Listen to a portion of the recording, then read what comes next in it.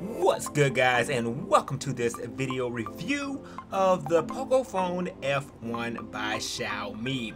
I want to do something a little different than most reviews of this phone out there by focusing this review around real-world experiences and features that actually matter to me rather than just showing off technical specs.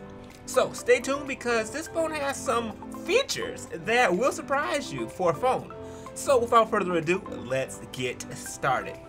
Here I have the 120 gigabyte hard drive, 6 gigabyte RAM international version. There's also a 4 gigabyte RAM and an 8 gigabyte RAM version as well. But I'll leave a link where you can see the technical specs of this particular phone down below. First thing I liked about this phone was the feel. The phone has a pretty solid weight to it. Even though this model is made with hard plastic, at first when I picked it up I thought it was metal. It's a solid build and it doesn't feel cheap to the touch. And if you're going to put a case on it, it's not really going to matter too much anyways. The front is scratch resistant glass and it's pretty solid. We've got here a built-in headphone jack, which is a feature still important to me. It's USB Type-C with fast charging capabilities, and it also has the ability to use the Type-C headphones. It's got a fingerprint and face unlock, and even a feature to button-free unlock your phone by picking up it and looking at it. Now before we get inside, I want to quickly show some lock screen features that stood out to me in terms of ease of use. Once on the lock screen, press and hold the recent apps button and the flashlight turns on. Next, we got a quick launch feature for the camera app.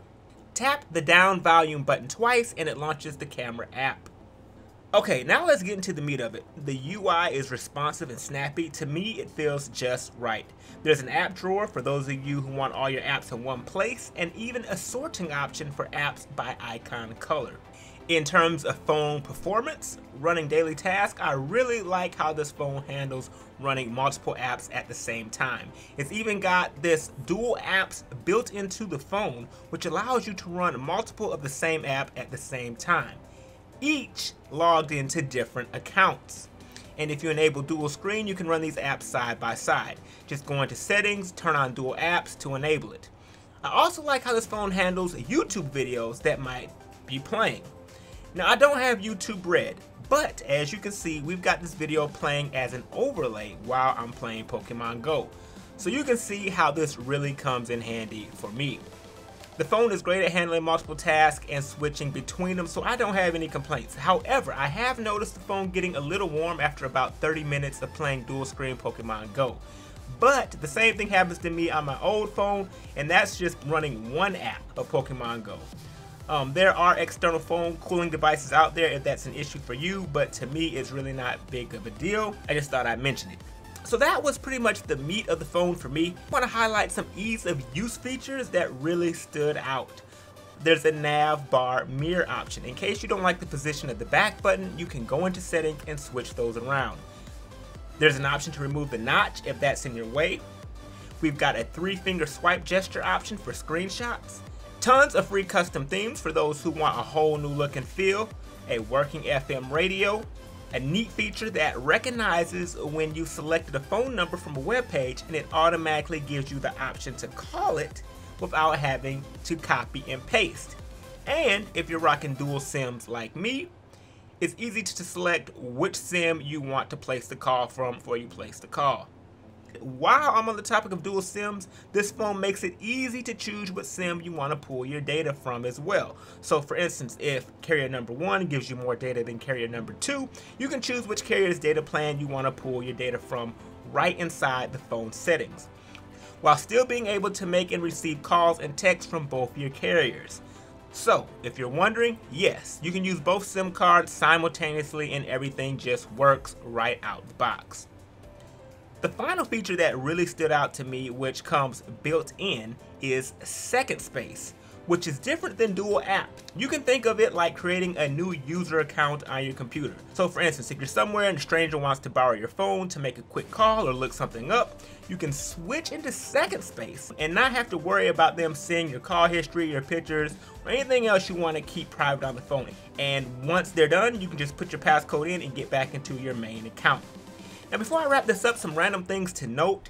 VR. If you're going to use this phone for VR, it works great in terms of smooth images, no lagging when moving your head back and forth, and I didn't have any issues with gyroscope slipping, which is something I had happen to me with my Galaxy Note 4.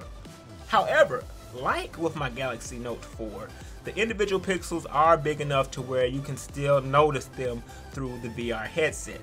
Not a big issue for me since I don't really use VR that way, but something to know if you're thinking about buying and using this for those purposes. Battery life, I've got about a good 6 hours of constant gameplay, and that's running dual screen mode playing Pokemon Go and Mafia City. But if I just use the phone normally, it lasts me the whole day. I've also got one of those external battery packs, so battery life is not really a big deal breaker for me in the first place. Lastly, I want to mention service providers. I have the international version, which uses GSM cell towers. So the options in my area are only AT&T or T-Mobile. Where I happen to live in Alabama, there's areas where both T-Mobile and AT&T work at the same time. Also, there's areas where AT&T gets signal, but T-Mobile doesn't, and vice versa. But since I'm running dual SIMs, when I'm in an area and I lose data signal on one SIM card, I can just switch data over to the other SIM card and get my data from that one.